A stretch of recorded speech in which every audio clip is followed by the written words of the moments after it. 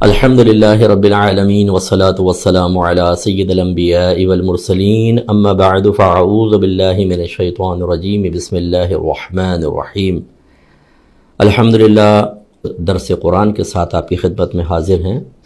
2023 کا یہ رمضان ہے اور آپ میں سے جن جن کے ہاں رمضان ہو چکا ہے اس کی بہت بہت مبارکباد، اللہ برکتیں عطا فرمائے اور کما حقہ رمضان کی قدر کرتے ہوئے اپنے درجات کی بلندی کا سامان کرنے کی توفیق عطا فرمائے۔ آپ کو پتہ ہے کہ 100واں سپارہ آج کی تراویح میں پڑھا گیا ہے اور اس میں تقریباً سورہ بقرہ کا ہی ذکر ہوتا ہے، اسی کی آیات کی تلاوت کی جاتی ہے۔ سورہ بقرہ مدنی صورت ہے الا ماشاءاللہ ایک آدھ آیت کے کہ اس کو مکی قرار دیا گیا ہے، اور آپ یہ جانتے ہیں کہ مکی اور مدنی صورتوں کی بہت سی تعریفیں کی گئی ہیں، جن میں سے ایک یہ ہے کہ ہجرت سے پہلے جو آیات نازل ہوئیں انہیں مکی آیات کہتے ہیں یا صورتیں ہیں تو مکی صورتیں کہتے ہیں، اور جو ہجرت کے بعد نازل ہوئیں انہیں مدنی صورتیں کہا جاتا ہے، یہ مدنی آیات کہا جاتا ہے۔ اب فرض کر لیں سرکار نے وہاں ہجرت کے بعد پھر مکے میں تشریف لائے اور کوئی آیت نازل ہوئی تو سرکار نے جب اس کو بیان کیا ہم اس کو مدنی آیت قرار دیں گے، نہ کہ مقام کے اعتبار سے مکی۔ تو میں مخصوص آیات پر کلام کروں گا اور کوشش کریں گے کہ ان سے ہم درس حاصل کریں۔ چنانچہ سورہ بقرہ کی 8 نمبر آیت میں اللہ تبارک و تعالی نے یہ گویا کہ بیان فرمایا کہ ہم کسی کے ظاہر کو نہ دیکھیں بلکہ حقیقت تک آئیں۔ ظاہر میں بعض اوقات ایسا ہوتا ہے کہ آدمی اپنے آپ کو مسلمان کہتا ہے، وہ نیک کہتا ہے، وہ اپنے آپ کو صحیح العقیدہ کہتا ہے، لیکن ضروری نہیں کہ ایسا ہو، بلکہ اس کی حقیقت کی طرف آنا چاہیے۔ وہ کیسے ہوگا وہ میں آپ کو بتاتا ہوں، لیکن ہماری صورتحال یہ ہے کہ ہم کسی کے ظاہر کو دیکھ کے ہی فیصلہ کرتے ہیں اور اس میں مسٹیک ہو جاتی ہے۔ پہلے آیات سن لیں پھر میں اس تمہید کی تفصیل آپ کی خدمت میں ذکر کرتا ہوں۔ اللہ تعالیٰ نے ارشاد فرمایا کہ وَمِنَ النَّاسِ مَن يَقُولُ آمَنَّا بِاللَّهِ وَبِالْيَوْمِ الْآخِرِ وَمَا هُمْ بِمُؤْمِنِينَ، اور لوگوں میں سے بعض وہ ہیں جو کہتے ہیں کہ ہم اللہ تبارک و تعالی پر اور اخروی دن پر ایمان لے آئے، حالانکہ وہ ایمان لانے والے نہیں ہیں۔ یہ وہ منافقین تھے جنہوں نے نبی کریم صلی اللہ علیہ وسلم کے دور میں مدینے میں بظاہر کلمہ پڑھا لیکن دل سے ہمارے نبی کو نبی تسلیم نہیں کرتے تھے۔ ظاہر مسلمانوں والا تھا، داڑھی بھی تھی، کلمہ پڑھتے تھے بظاہر، سرکار کے پیچھے سے نمازیں پڑھتے تھے، جہاد میں بظاہر شرکت کرتے تھے، اور دیگر جو معمولات مسلمین تھے ان میں شریک ہوتے تھے، تو ظاہر دیکھیں تو مسلمان، لیکن خود اللہ نے گواہی دی کہ یخادعون اللہ والذین آمنوا، یہ اللہ تبارک و تعالیٰ کو دھوکہ دینا چاہتے ہیں، یعنی اس کی کوشش کرتے ہیں، حالانکہ اللہ کو کون دھوکہ دے سکتا ہے، تو یہ کوشش کرتے ہیں، اور ان لوگوں کو جو ایمان لائے۔ وما يخدعون الا انفسهم، اور یہ دھوکہ نہیں دیتے ہیں مگر اپنے آپ کو ہی۔ وما يشعرون، اور یہ اس کا شعور نہیں رکھتے ہیں۔ اس کا مطلب یہ ہوا، آپ دیکھیں جو ابھی ہم آپ کو تمہیداً سمجھا رہے تھے کہ آپ فوری طور پر، یہ میں خاص طور پہ ان کے لیے عرض کر رہا ہوں کہ جو انٹرنیٹ پہ چلے جاتے ہیں، ایسی ویب سائٹ جہاں پہ فتویٰ دیا جا رہا ہے، ایسی ویب سائٹ جہاں پر اسلام کے بارے میں بتایا جا رہا ہے، آپ یوٹیوب جوائن کرتے ہیں، وہاں پر کسی عالم کی اسپیچ چل رہی ہوتی ہے، آپ نیچے دیکھتے ہیں تو ملینز کے اعتبار سے لوگوں نے اس کو سنا ہوتا ہے۔ وہ لوگ یہ سمجھتے ہیں کہ ہم پبلک کو اپنے گرد جمع کر کے اور اپنے فائدے حاصل کر لیں گے، لیکن اللہ تبارک و تعالیٰ بہتر جانتا ہے، اور ان میں بہت سارے ایسے ہوتے ہیں جو آپ کے اسکول آف تھاٹ کے نہیں ہوتے۔ اب سوال یہ پیدا ہوتا ہے کہ ہم انہیں کیسے پہچانیں گے؟ اس میں دیکھیں بنیادی اصول آپ اچھی طرح سمجھیں۔ کسی کی پہچان کے لیے جس فیلڈ سے وہ تعلق رکھتا ہے اس کی بنیادی معلومات آپ کے پاس ہونی چاہیے۔ مثال کے طور پہ اگر آپ کو گاڑی کے انجن کی معلومات ہیں، اب آپ کسی مکینک سے ٹھیک کراتے ہیں، اگر وہ کچھ فالٹ کر رہا ہے، خرابی کر رہا ہے، فراڈ کر رہا ہے، چیٹنگ کر رہا ہے، تو آپ کیا فوراً پہچان سکیں گے کہ نہیں؟ اسی طریقے سے اگر کوئی آپ اور کسی فیلڈ سے آپ تعلق رکھتے ہیں تو اپنی فیلڈ کے بارے میں چونکہ آپ کو معلومات ہوتی ہیں، اس سے ریلیٹڈ کتنے بھی کام ہوتے ہیں جو شخص ایسا خرابی کر رہا ہوگا آپ پکڑ لیں گے۔ تو اب اصول یہ ہوتا ہے بنیادی کہ آپ اپنے مذہب کے بارے میں بنیادی تعلیمات تو حاصل کریں۔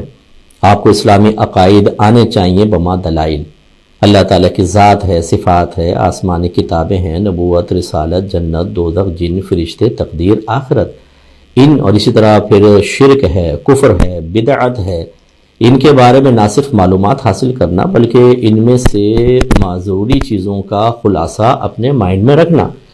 یہ جب آپ کے ذہن میں ہوگا تو پھر آپ جب کسی کو سنتے ہیں تو فوراً اگر وہ مسٹیک کرتا ہے، اگر وہ ہمارے اکابرین کے راستے سے ہٹ کر چلتا ہے، جمہور مسلمین کے راستے سے ہٹ کر چلتا ہے، تو آپ کے ذہن میں کلک ہوگا، فوراً آپ کہیں گے کر رہا ہے. اور اچھی طرح یاد رکھیں، اللہ تبارک و تعالیٰ نے قرآن عظیم میں الحمد شریف میں واضح ہمیں فرما دیا، اہدنا الصراط المستقیم صراط الذین انعمت علیہم. اے اللہ، ہم یہ گویا کہ دعا کرنا ہم پر واجب ہے، نماز میں ہم پر واجب کر دیا. اللہ ہمیں سیدھا راستہ چلا، ان لوگوں کا راستہ جن پر تو نے انعام فرمایا، اپنے انعام یافتہ بندوں کے راستے پہ چلا.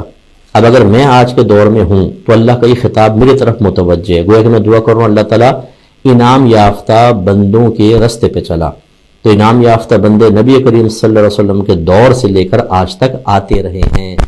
گویا کہ ان کا راستہ ہی قرآن و حدیث کا راستہ ہے، ان کے راستے پہ چلنا چاہیے. جب آپ ان کا راستہ معلوم کر لیں گے، راستے سے مراد ان کے عقائد کیا تھے، ان کے معمولات کیا تھے، ان کے نظریات کیا تھے، وہ کس چیز کو اجازت دیتے تھے، کس چیز سے منع کرتے تھے. جب یہ تمام چیزیں آپ جان لیں گے اس کے بعد، اور ذہن میں بھی اس کا خلاصہ ہو، اب کوئی غلط بات کرے گا فوراً آپ پکڑ لیں گے. اب ہماری صورتحال یہ ہے کہ جی ہم حنفی ہیں، ہم سنی ہیں، اہل سنت سے تعلق رکھنے والے ہیں، لیکن ہمارے بچے ہی ہم سے بنیادی کویسچن کر لیں، جواب نہیں دے پاتے، پتہ نہیں کیسے سنی ہیں. اسی طرح اسلام کے بارے میں کویسچن کر لیں، ہمارے پاس وہ الفاظ نہیں ہوتے کہ جس سے ہم اپنے بچوں کو یا کسی شخص کو یا غیر مسلم کو مطمئن کر سکیں، کوئی دلیل دے سکیں، مرتب جملے، صحیح معرفت، تاکہ اس کو صحیح بات ہم ڈلیور کر سکیں. نو، یہ احساس ذمہ داری ختم ہو چکا ہے مسلمان کا.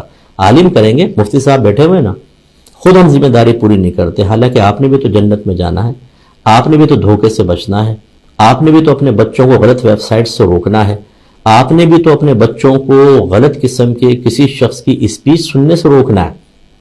جب ہمارے بچے عقائد ہی نہیں جانیں گے تو وہ جو بیان کر رہا ہے اسی کو حق تصور کر کے اس کو قبول کر لیں گے. یہ تو آپ اپنے بچوں کو تباہ کر رہے ہیں.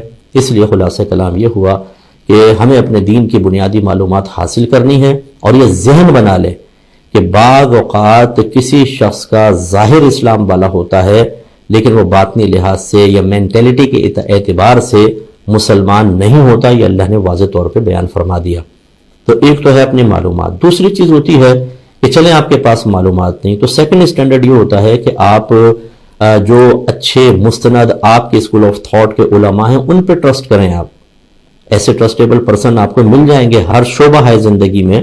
آپ کو مسجد میں بھی ملیں گے، آپ کو ویسی اسٹیجز پہ اسپیچ کرنے والے ملیں گے، اگر آپ یوٹیوب پہ جائیں گے وہاں پر بھی ملیں گے. آپ معلومات کریں جس اسکول آف تھاٹ سے آپ کا تعلق ہے، آپ اہل سنت سے ہیں، آپ سنی ہیں، تو سنی علماء کو تلاش کریں، پھر ان کی رائے کے مطابق آپ فیصلہ کریں. تیسری چیز یہ ہوتی ہے، اس مقام پر سوچنے والی ہے، کہ بعض اوقات آپ کے علماء حق کسی کے بارے میں نیگیٹو کمنٹس پاس کرتے ہیں.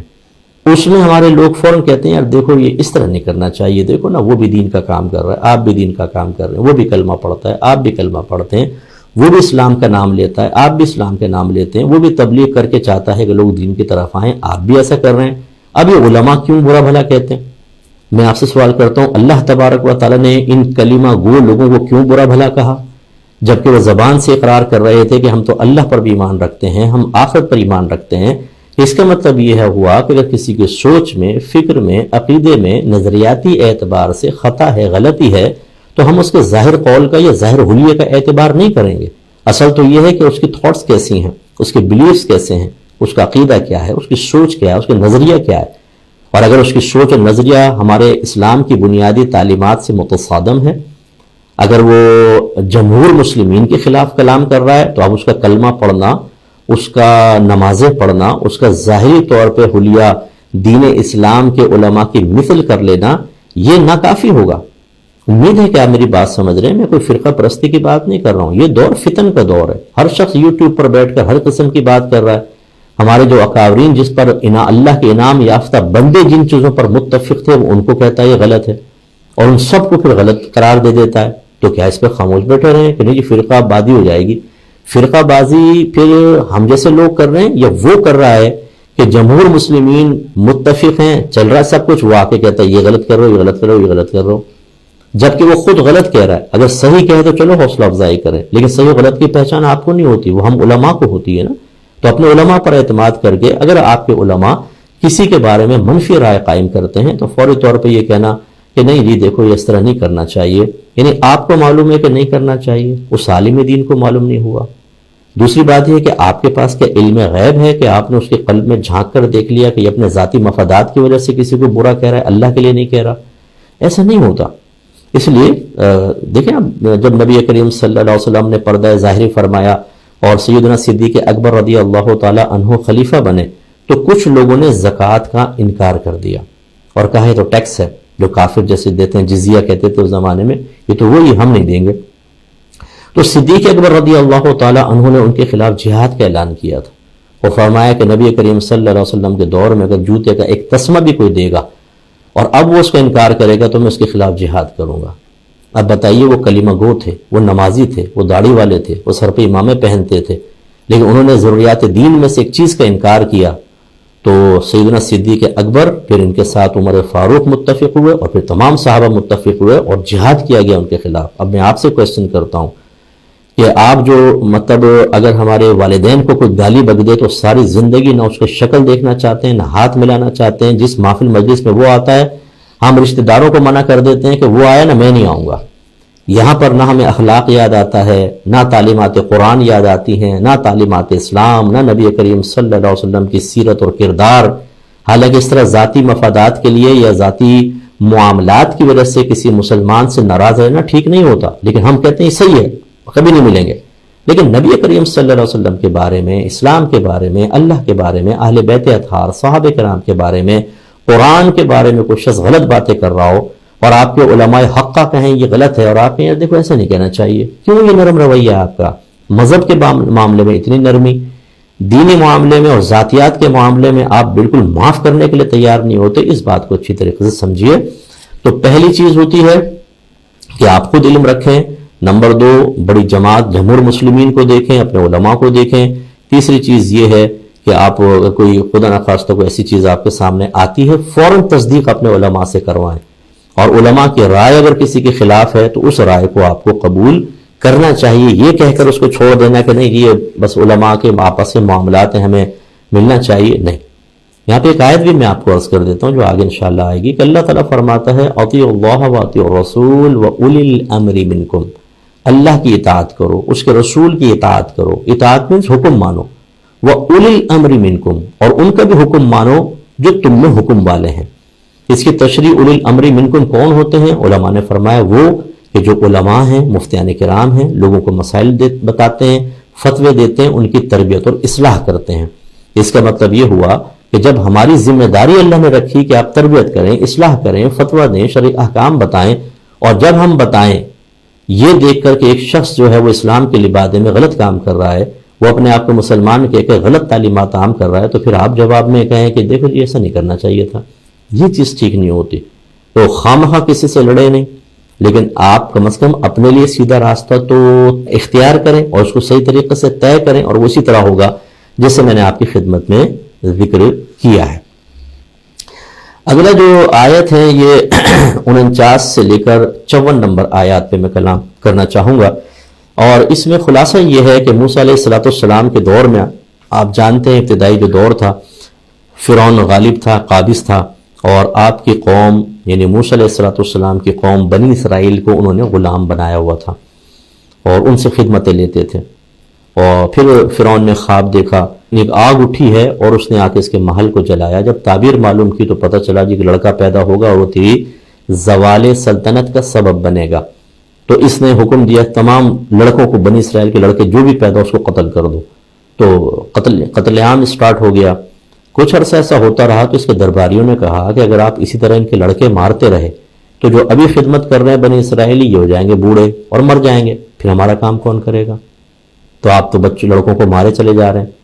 اب اس غبی شخص نے کہا کہ چلو پھر ایسا کرتے ہیں کہ ہم 1 سال لڑکوں کو چھوڑ دیں گے اور 1 سال قتل کریں گے. اب اس سے کوئی سجیشن دینے والا اس کو نہیں تھا، کوئی مشورہ دینے والا نہیں تھا کہ جس سال تو لڑکوں کو چھوڑے گا اگر اسی سال میں وہ لڑکا پیدا ہوگا جو تیری تباہی کا سبب بنے گا تو کیا ہوگا؟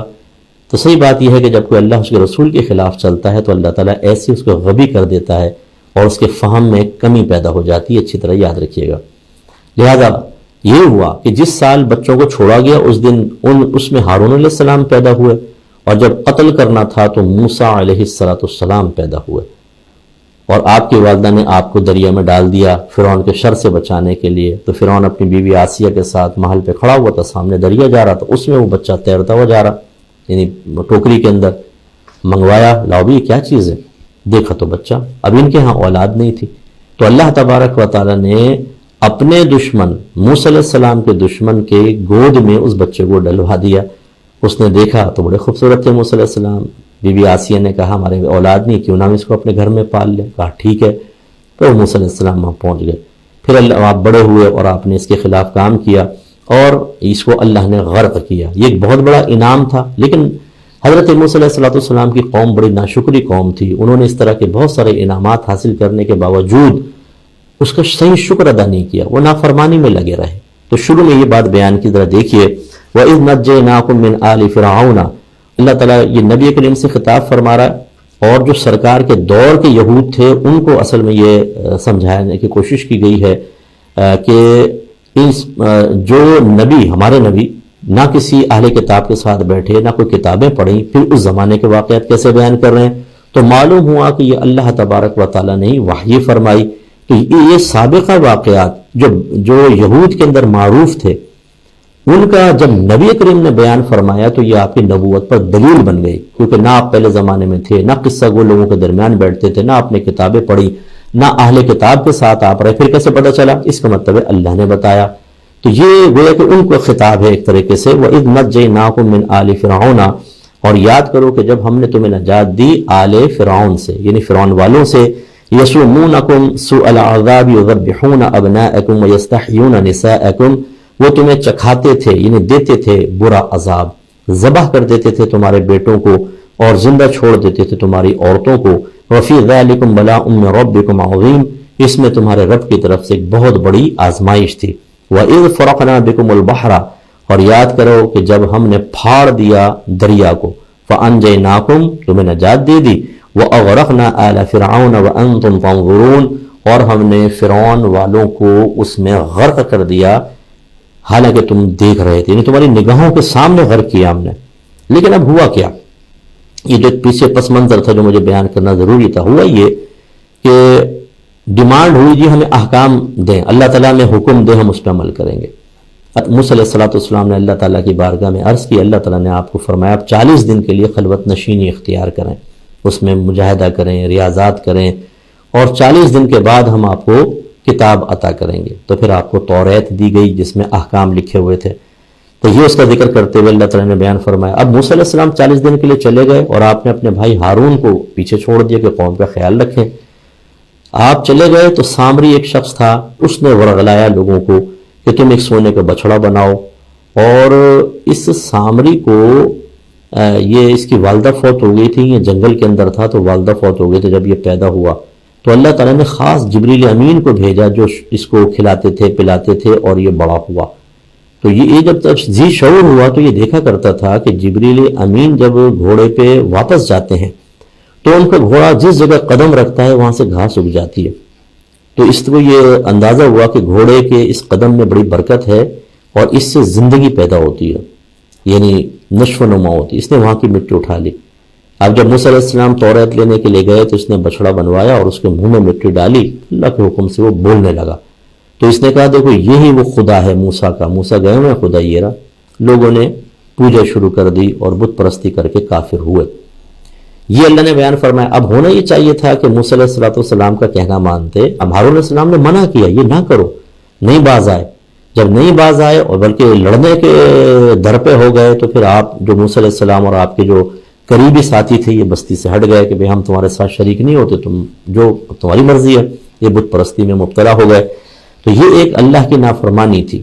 اب اس کا نتیجہ کیا نکلا دیکھیے، وَإِذْ وَعَدْنَا مُوسَىٰ 40 لَيْلَةً، اور یاد کرو کہ جب ہم نے موسیٰ سے 40 راتوں کا وعدہ کیا، ثُمَّ اتَّخَذْتُمُ الْعِجْلَ مِن بَعْدِهِ، پھر تم نے ان کے جانے کے بعد بچڑے کو معبود بنا لیا، وَأَنْتُمْ ظَالِمُونَ، اور تم ظلم کرنے والے ہو۔ ثم عفونا عنكم من بعد ذلك لعلكم تشكرون، پھر ہم نے تم سے درگزر کر دیا اس معاملے کے بعد تاکہ تم شکر گزار ہو جاؤ۔ موسیٰ علیہ السلام واپس آئے، اب بڑے ناراض ہوئے، پھر لوگوں بت کو اس کو توڑوایا، گاؤ سالہ جو انہوں نے بنایا تھا، سارے معافی مانگنے لگے۔ اللہ نے تو فرمایا کہ معاف کر دیا۔ ابھی میں اصل میں میرا موضوع یہ ہے کہ معاف کر دیا، لیکن کس طریقے سے، وہ دیکھیے۔ وَإِذْ آتَيْنَا مُوسَى الْكِتَابَ وَالْفُرْقَانَ لَعَلَّكُمْ تَهْتَدُونَ، اور یاد کرو جب ہم نے دی موسیٰ کو ایک کتاب یعنی توریت اور حق اور باطل میں تمیز کرنے والی، تاکہ تم ہدایت پا جاؤ۔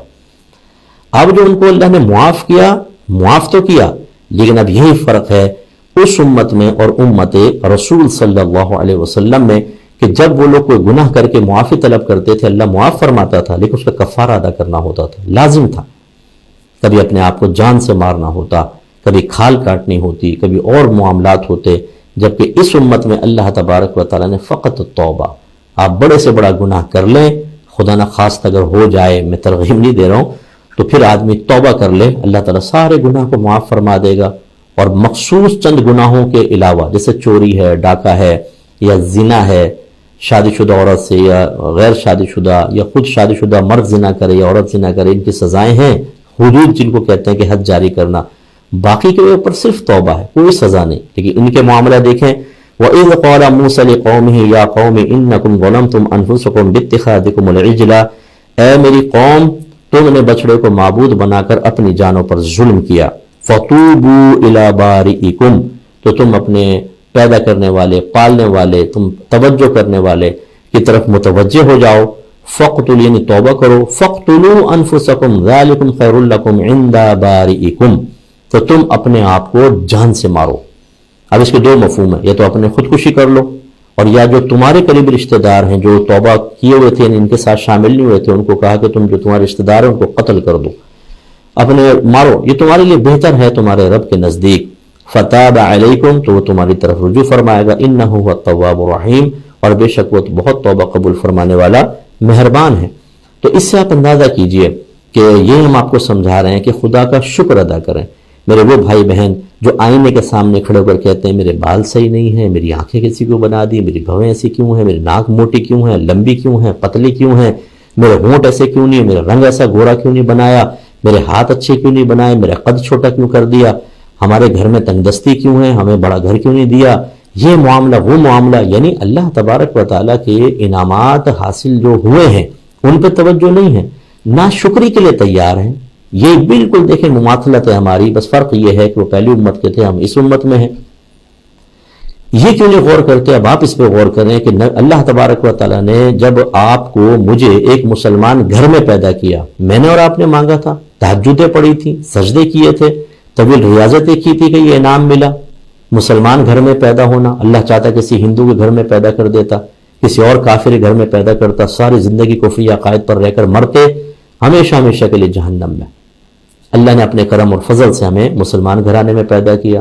پھر پہلے زمانے کے بھی توحید کا اقرار کرنے والے تھے، مسلمین تھے، مومنین تھے، لیکن اللہ تعالیٰ نے ہمیں اپنے حبیب صلی اللہ علیہ وسلم کی امت میں پیدا فرمایا۔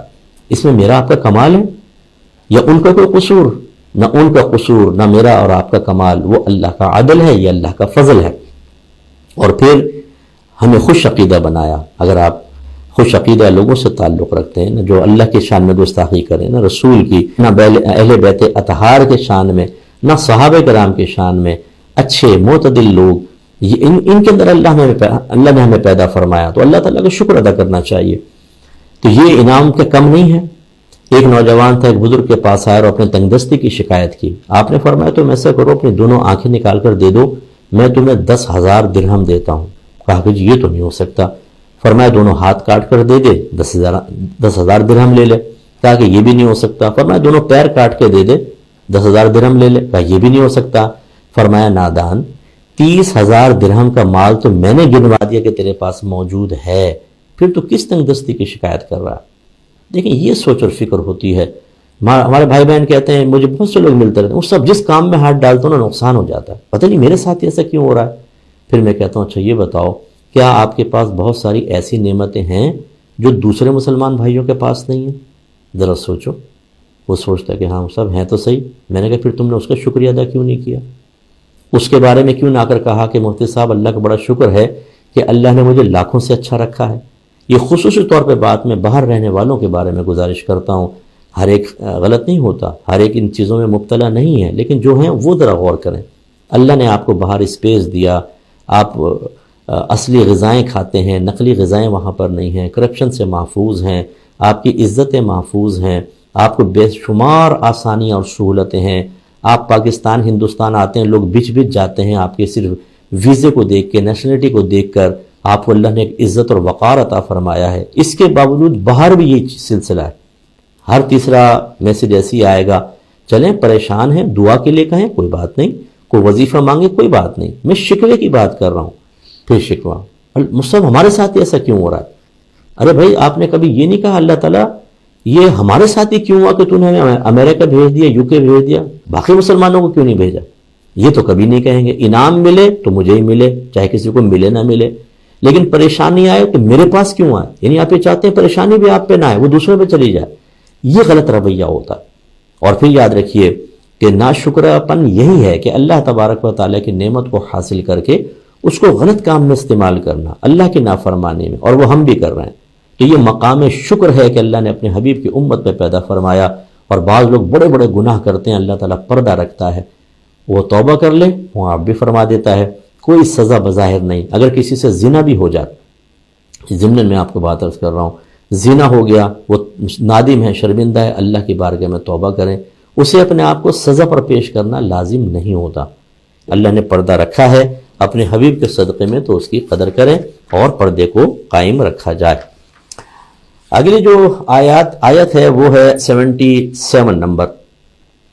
اللہ تعالیٰ فرماتا ہے کہ اولا یعلمون ان اللہ یعلم ما یسرون وما یعلنون، کیا یہ لوگ نہیں جانتے ہیں کہ بے شک اللہ تعالیٰ جانتا ہے جو کچھ وہ چھپاتے ہیں اور جو کچھ وہ ظاہر کرتے ہیں.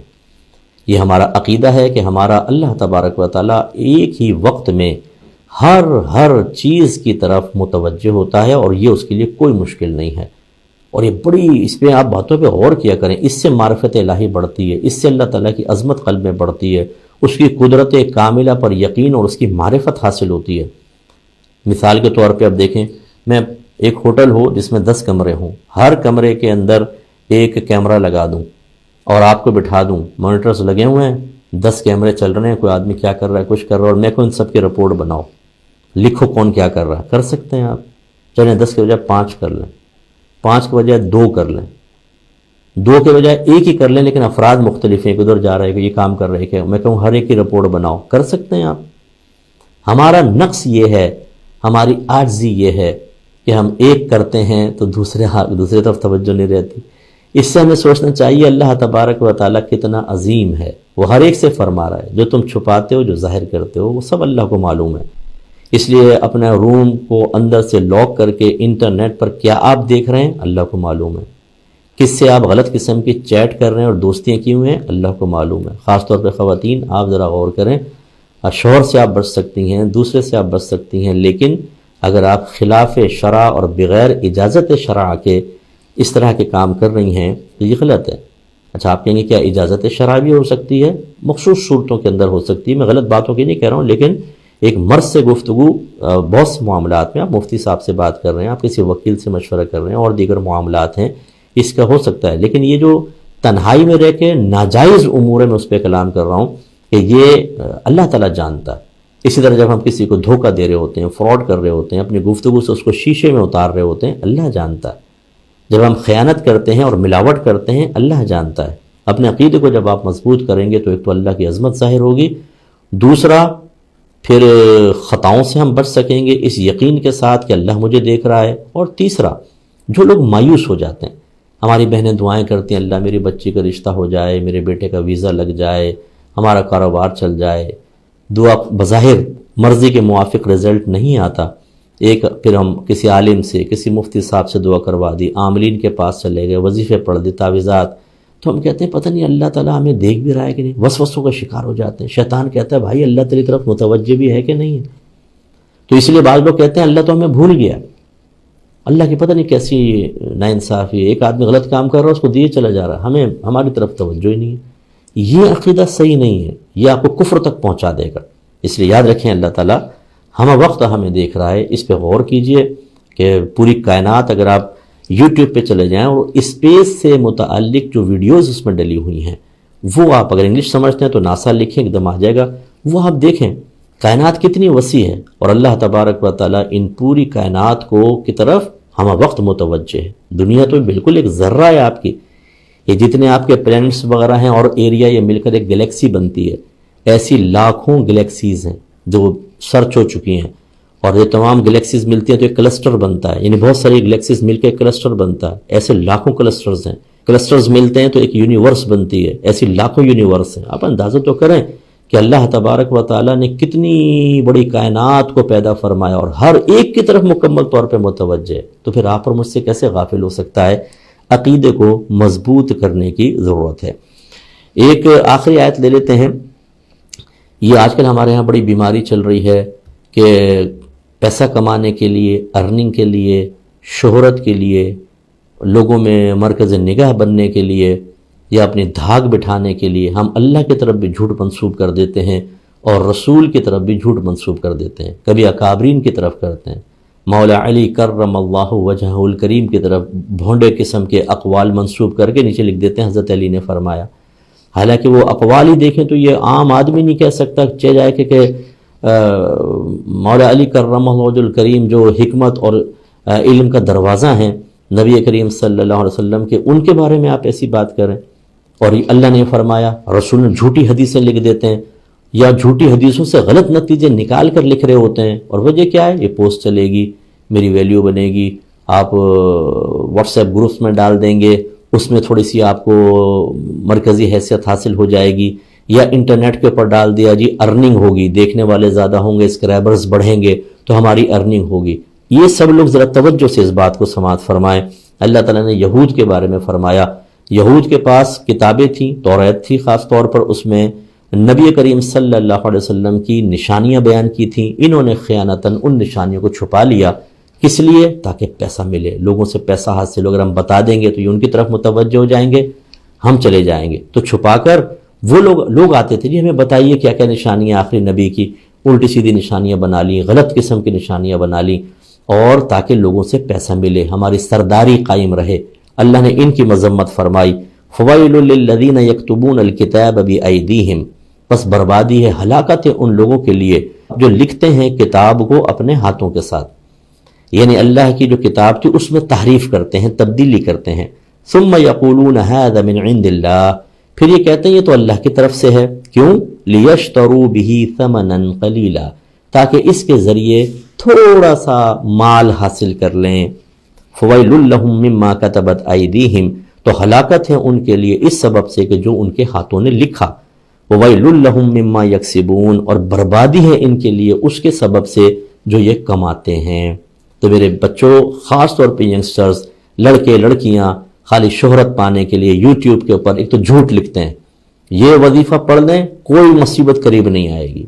کہاں سے آیا؟ قرآن نے کہا، حدیث نے کہا؟ نہیں، اپنے پاس سے آپ نے ہیڈنگ ڈال دی، اس میں ایک وظیفہ. اور ہمارے لوگ تلاش میں ہوتے ہیں اس کی، کلک کریں گے فوراً تاکہ بھی کیا ہے دیکھیں تو صحیح. اس میں ایسی بات نہ قرآن سے ثابت نہ حدیث سے. اپنی بات کو وزندار کرنے کے لیے بعض اوقات کہتے ہیں نبی کریم نے فرمایا. قرآن کے اندر کتنے لوگ مجھے ملتے ہیں، گفتگو ہوتی ہے، اسی لیے کہا جاتا ہے کہ علماء کے سامنے زبان کو سنبھال کے بیٹھنا چاہیے. جی صاحب قرآن میں تو اللہ یہ فرماتا ہے. ایک صاحب کہتے ہیں جو قرآن میں دیکھیں نا اللہ نے فرمایا نکاح سنت سے ہے، جس سے بے رغبت ہوا وہ مجھ سے نہیں. میں نے کہا بھائی یہ قرآن میں نہیں ہے، یہ تو حدیث ہے. او اچھا جی شاید مسٹیک ہو گئی. یعنی آپ کو کوئی خوف خدا نہیں تھا، آپ نے اللہ کی طرف جھوٹ منسوب کر دیا. ایسے آپ نبی کریم صلی اللہ علیہ وسلم کی طرف کر رہے ہیں تھوڑا سا پیسہ کمانے کے لیے. آخرت میں اس کا حساب و کتاب دینا ہوگا. تو اچھی طرح یاد رکھیں، آپ ضرور خدمت دین کرنا چاہیں کریں، لیکن جھوٹ نہ بولیں، لوگوں کو دھوکہ نہ دیں تاکہ یہ کلک کریں. اس کے علاوہ مواد اگر ڈالنا چاہتے ہیں تو یا تو مستند کتابوں سے لیں اور یا پھر کسی عالم سے تصدیق کر لیں کہ جی یہ ایسا ہے، ٹھیک ہے میں کر لوں، یس پھر ٹھیک ہے، کوئی مسئلہ نہیں ہے. تو اس طریقے سے ذرا آپ احتیاط کریں، بہت بہتر ہے.